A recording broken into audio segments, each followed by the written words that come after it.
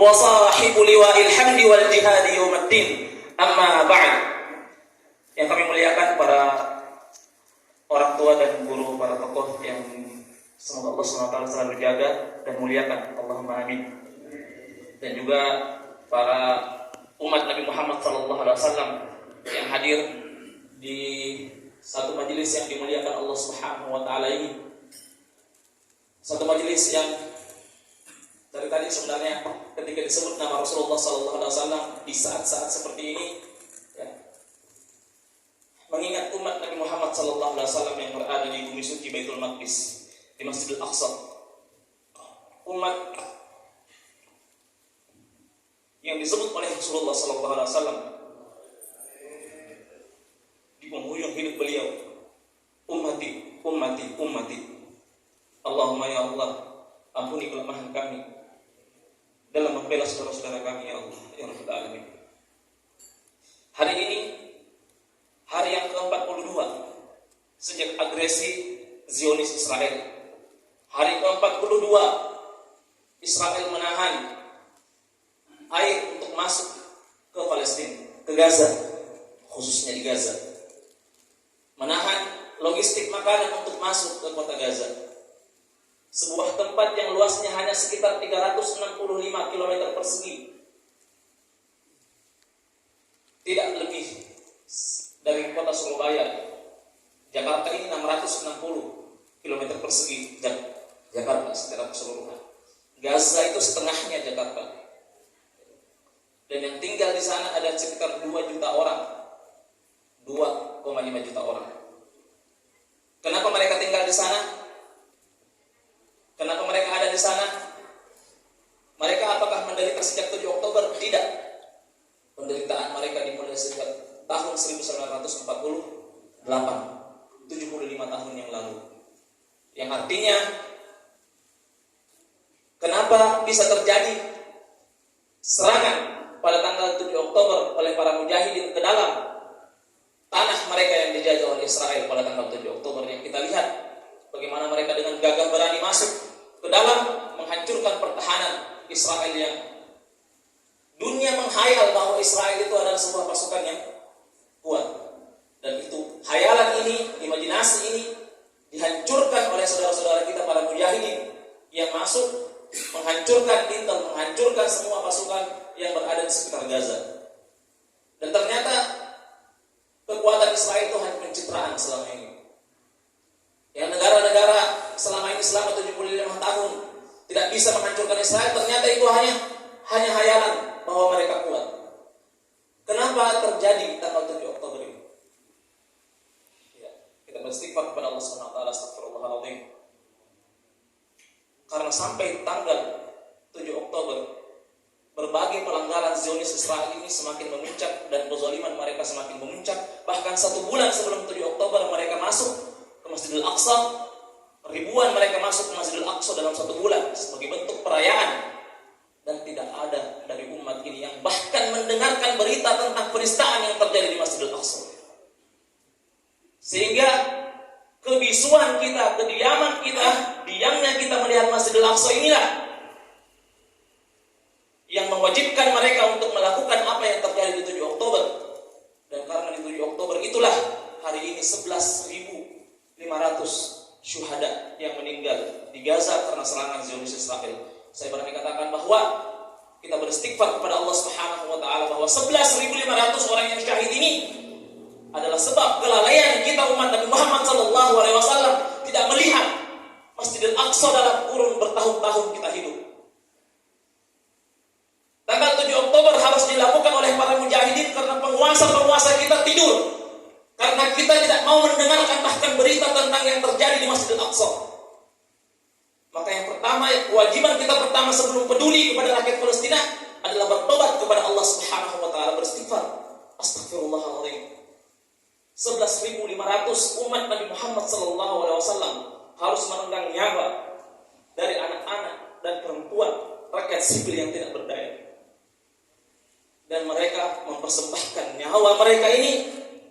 Mereka katakan, anak-anak di Gaza mengatakan fida'an lil Quds wal Aqsa. Fida'an lil Quds wal Aqsa, arwah kami, nyawa kami, anak-anak ini, nyawa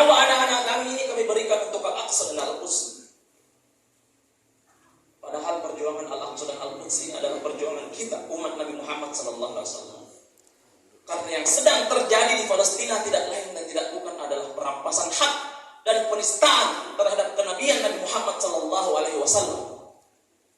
Kenapa orang Yahudi ingin merebut Masjidil Aqsa? Kenapa orang Yahudi Zionis ingin merebut lokasi Al-Quds Baitul Maqdis? Kenapa? Jawabannya pasti adalah karena mereka mengingkari, mendustakan kenabian Nabi Muhammad SAW. Hanya itu satu jawabannya. Kenapa mereka tidak pindah ke Amerika? Kenapa mereka tidak buat negara di tempat lain? Karena ada satu kesepakatan antara kita sebagai umat Nabi Muhammad dengan orang-orang Yahudi ini. Apa kesepakatan kita? Apa persamaan persepsi kita dengan orang Yahudi melihat Masjidil Aqsa? Kesepakatan kita adalah bahwa Masjidil Aqsa ini hanya berhak dimakmurkan, hanya berhak ditinggali, dimukimi, dikuasai oleh umat dari Nabi yang sah, dari Nabi yang valid, dari Allah Subhanahu wa Ta'ala. Ini kita dan orang Yahudi sepakat. Ini kita dan orang Yahudi sepakat bahwa yang berhak ada di tanah ini adalah umat dari Nabi yang sah. Kenapa orang Yahudi mengusir umat Islam? Mengapa orang Yahudi ingin menguasai Palestina, mengusir orang-orang Palestina? Karena mereka meyakini bahwa Nabi Muhammad SAW Nabi palsu. Ridho tidak kita Pak? Ridho tidak Nabi Muhammad dikatakan Nabi palsu? Dan hari ini rakyat Palestina diusir atas nama berdasarkan keyakinan sesat mereka mengatakan bahwa Nabi Muhammad adalah Nabi palsu. Maka saya katakan kalau ada seorang Muslim yang masih mengatakan, masih meyakini bahwa Yahudi kan umatnya Nabi Musa, kan Nabi Musa duluan, berarti lebih banyak Yahudi ada di sana. Kan Nabi Sulaiman pemimpinnya orang Yahudi, Nabi Sulaiman lebih banyak ada di sana. Mereka orang Yahudi ini lebih berhak ada di sana. Kita katakan ini perkataan adalah perkataan kafir, perkataan yang menjatuhkan kepada kekafiran. Kenapa? Karena ketika kita bersyahadat asyhadu an la ilaha illallah wa asyhadu anna Muhammadar Rasulullah, aku bersaksi bahwa Nabi Muhammad adalah Rasul Allah. Bersamaan dengan syahadat kita katakan bahwa Nabi Muhammad adalah pelanjut Nabi Musa alaihissalam. Nabi Muhammad adalah pelanjut Nabi Sulaiman alaihissalam. Semua janji yang Allah berikan kepada Nabi Musa hari ini ada pada Nabi Muhammad sallallahu alaihi wasallam. Semua tugas yang diberikan kepada Nabi Sulaiman untuk memakmurkan Masjidil Aqsa hari ini ada pada Nabi Muhammad sallallahu alaihi wasallam.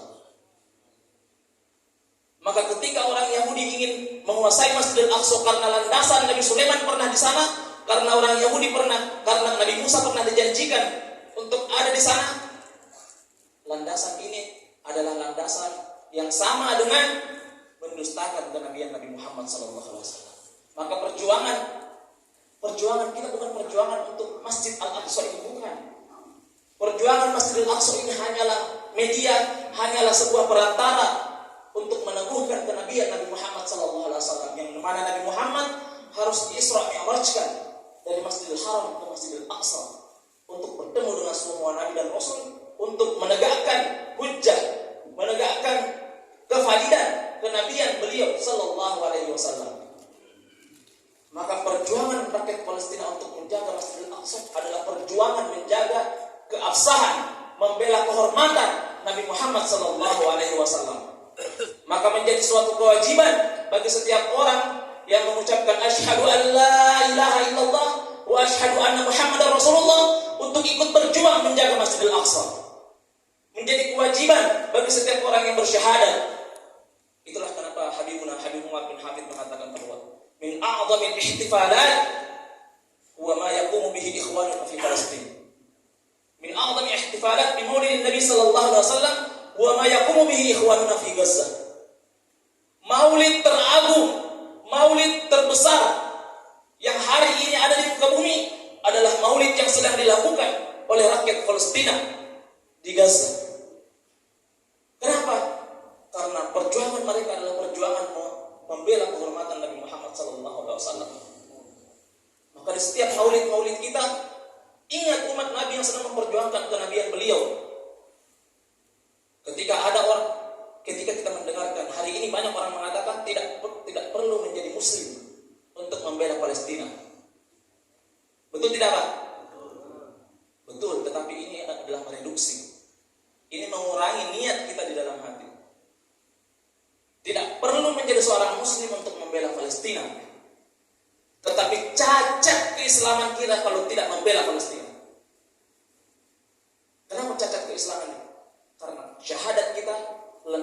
keislaman kita harus sempurna ketika kita mengatakan kami bersaksi bahwa Muhammad adalah Rasul Allah Subhanahu wa taala. Syahadat ini dibuktikan dengan apa? Hari ini dibuktikan dengan pembelaan kita terhadap qadhiyah Al-Aqsa, terhadap qadhiyah Palestina. Pembelaan kita kepada Rasulullah SAW hari ini secara konkret dibuktikan dengan jihad kita untuk rakyat Palestina. Bagaimana mereka menjaga Masjidil Aqsa. Hadirin yang dimuliakan Allah Subhanahu wa taala. Kalau kita berniat untuk menyedekahkan apa yang kita miliki ini adalah sebagai amal soleh karena kemanusiaan, dapat pahala tidak, Pak? Dapat pahala insyaallah, pahala kebaikan. Tetapi Rasulullah mengatakan innamal a'malu binniyat wa innamal likulli imri'in ma nawa. Kalau kita mengeluarkan kepedulian kita untuk rakyat Palestina dengan membayangkan melihat Rasulullah sallallahu alaihi wasallam niat untuk menegakkan kehormatan kenabian Nabi Muhammad sallallahu alaihi wasallam, niat untuk berjihad menjaga kehormatan Masrah Rasul, tempat Isra Mi'raj Rasulullah sallallahu alaihi wasallam, lebih tinggi tidak pahalanya, Pak? Lebih tinggi pahalanya. Maka keluarkan kepedulian kita, boikot semua yang mendukung Israel, niatkan semua itu adalah niat untuk berjihad di jalan Allah Subhanahu wa taala. Maka kepedulian kita niatnya akan berbeda ketika niatnya adalah untuk kebaikan semata. Niat kita akan menjadi niat jihad. Dan insya Allah, kalau niat kita adalah untuk Rasulullah, kita akan bertemu dengan Rasulullah Sallallahu Alaihi Wasallam di telaga kotornya dengan pertanggungjawaban ini. Hari ini 11.500 orang yang syahid di Palestina mempersembahkan nyawa mereka. Berapa jumlah umat Islam yang ada di seluruh dunia? Berapa jumlah umat Nabi Muhammad di seluruh dunia? Jumlahnya 2 miliar. Jumlahnya 2 miliar. Berapa jumlah orang yang bertahan di Gaza untuk mempertahankan perjuangan Al-Aqsa? Berapa orang? 2 juta orang. 2 juta dari 2 miliar itu berapa persen? 2 juta dari 2 miliar berapa persen? 0,01 persen. 0,01 persen. 2 miliar umat Nabi Muhammad SAW ini punya kewajiban untuk membela kehormatan Rasulullah di Masjidil Aqsa. Tetapi yang ada di garis depan mewakili 2 miliar umat Nabi Muhammad ini hanya 0,01 persen. Yang seharusnya syahid untuk membela kehormatan Rasulullah adalah kita. Yang seharusnya syahid untuk membela kehormatan Rasulullah adalah anak-anak kita. Yang seharusnya hancur untuk membela kehormatan Rasulullah adalah rumah-rumah kita. Tetapi arwah para syuhada di Palestina dan arwah anak-anak di Palestina, anak-anak mereka mewakili anak-anak kita. Arwah mereka mewakili arwah-arwah kita. Dan rumah-rumah mereka mewakili rumah-rumah kita. Maka apa yang akan kita jawabkan kepada para syuhada? Terlebih apa yang akan kita jawabkan di hadapan Rasulullah SAW? Jika kita belum tergerak untuk bisa memberikan berjihad di jalan Allah Subhanahu wa taala. Ketika kita katakan berjihad, Pak, zakat itu berapa persen? Zakat ketika kita mengatakan zakat berapa persen? 2,5% atau 5% atau 10%. Itu kalau zakat ada persentase seperti itu. Infak saya ya mungkin 2,5%, 2,5%, 5%, 10%. Tetapi kalau niat kita adalah jihad harta, jihad ini berbeda dengan zakat dan infak. Umar bin Khattab radhiyallahu anhu di perang Tabuk, berapa persen dari harta yang diberikan kepada Allah Subhanahu wa taala untuk jihad? Berapa persen? 50%. Abu Bakar As-Siddiq radhiyallahu anhu berapa persen dari hartanya dia berikan untuk jihad di jalan Allah? 100%. Zakat infak ini berbeda dengan jihad fisabilillah. Jihad dengan harta. Berjihad dengan harta, berikan yang terbaik, pengorbanan yang terbaik untuk jihad di jalan Allah Subhanahu wa taala. Semoga dengan jihad itu hari ini apa yang harus kita lakukan? Kalau begitu terakhir kita tutup ya. Dengan apa yang harus kita lakukan? Yang pertama adalah jangan pernah meninggalkan rakyat Palestina dalam doa. yang sedang berjaga di dekat Baitul Maqdis, berjaga untuk menjaga perjuangan Al-Aqsa. Mereka berjaga di sana mewakili kita, maka jangan pernah mengkhianati mereka dengan melupakan mereka dalam doa-doa kita. Dalam kunut-kunut kita, dalam sholat malam kita, jangan pernah melupakan mereka. Kalau hari ini kita bertahlil la ilaha illallah, niatkan la ilaha illallah ini untuk para mujahidin. Ketika kita bertasbih subhanallah, subhanallah, niatkan untuk para mujahidin. Kirimkan al-fatihah untuk para mujahidin, agar Allah subhanahu wa ta'ala menempatkan setiap tembakan mereka kepada para musuh-musuh Allah subhanahu wa ta'ala. Yang pertama ini yang harus kita lakukan adalah jangan lupakan mereka dalam doa. Yang kedua, jangan mengkhianati mereka, rakyat Palestina ini, dengan tidak mau tahu. Cari tahu. Kalau kita kehilangan anak kita, maka kita akan selalu mencari tahu di mana, bagaimana caranya, di mana sekarang, bagaimana keadaannya, di mana dia, bagaimana caranya. Kita akan setiap hari mencari tahu kalau anak kita hilang. Tapi kalau kehormatan Rasulullah SAW dan 2 juta rakyat Palestina ini yang sedang berkorban untuk menjaga kehormatan Rasulullah, kemudian kita bangun di pagi hari sampai malam, kita tidak mencari kabar tentang bagaimana rakyat Palestina hari ini, maka kita telah mengkhianati rakyat Palestina hari ini. Cari sumber informasi yang valid agar kita bisa merasakan mereka dalam doa kita, dan sebarkan, beritahu kepada anak-anak kita tentang perjuangan Al-Aqsa, beritahu kepada murid-murid kita tentang perjuangan Al-Aqsa ini, beritahu kepada masyarakat dan tetangga kita tentang perjuangan Al-Aqsa ini. Yang insya Allah itu menjadi jihad kita, jihad edukasi kita untuk seluruh kaum muslimin. Yang ketiga, yang apa yang bisa kita lakukan dengan jihad harta. Jihad harta ini bukan hanya dengan infak yang sedang kita lakukan, bukan hanya dengan infak, bukan hanya dengan harta kita berikan, tidak.